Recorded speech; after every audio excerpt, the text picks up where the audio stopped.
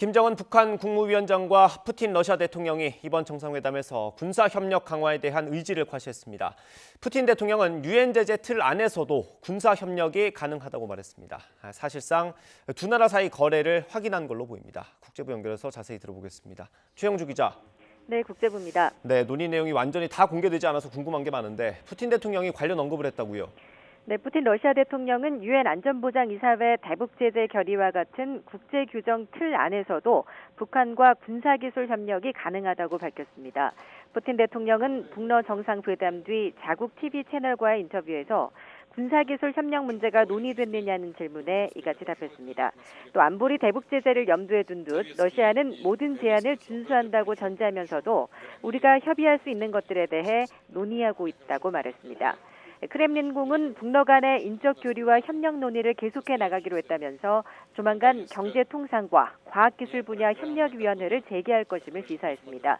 2019년까지 가동되던 이 위원회는 북한이 코로나19 사태 이후 2020년 초 국경을 전면 폐쇄하면서 중단됐습니다. 크렘린궁은 또 다음 달 양국 외무장관 회동이 예정돼 있다고도 밝혔습니다. 네, 이번 회담 과정에서 푸틴 대통령이 적극적인 모습을 많이 보였습니다. 과거와는 좀 다른 모습이었죠? 네, 푸틴 대통령은 평소 국제무대에서 늦게 도착하는 수법으로 기선제압을 해왔기 때문에 지각대장이라는 별명을 갖고 있는데요. 이번 북러 정상회담에서는 좀 달랐습니다.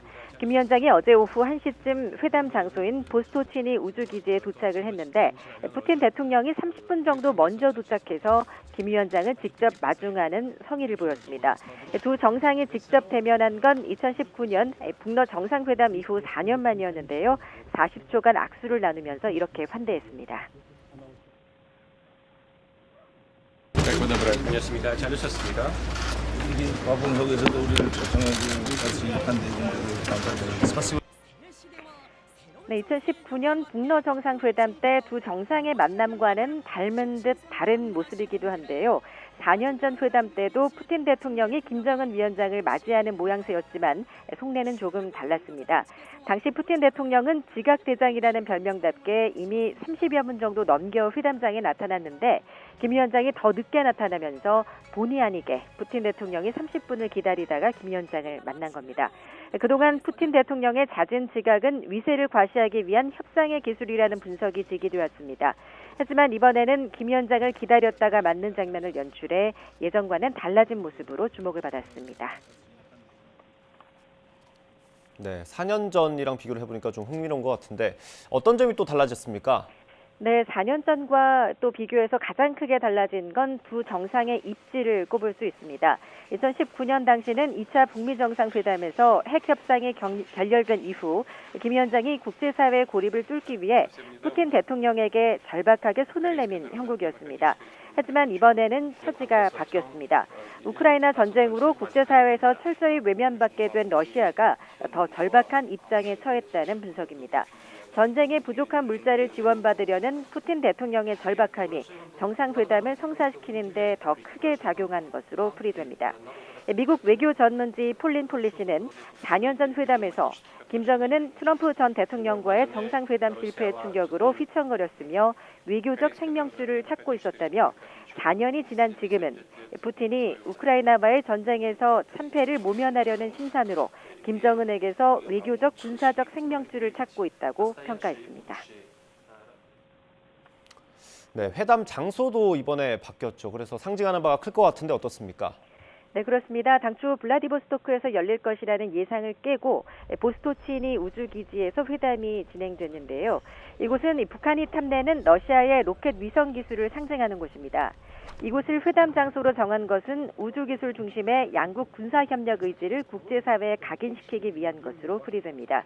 김정은 위원장은 정상회담에 앞서 이 우주기지를 꼼꼼히 둘러보며 적극적인 관심을 보였는데요. 기술적인 문제나 궁금한 것들을 많이 물어보기도 했습니다. 직접 들어보겠습니다. 보조 비행체까지 포함해서 8m네. 그렇게. Это вот диаметр, сказали, что 8 метров там написано. А это включая и вспомогательный блок? Да, это все вместе в собранном виде, вот в таком виде 8 метров в диаметре. 네, 꽤 진지한 모습을 볼 수 있죠. 김 위원장은 러시아의 최신형 무진 로켓 앙가라 계열 발사체에 대한 설명을 들은 것으로 보이는데요. 앙가라는 우리 나로 1단에 쓰인 로켓이기도 합니다.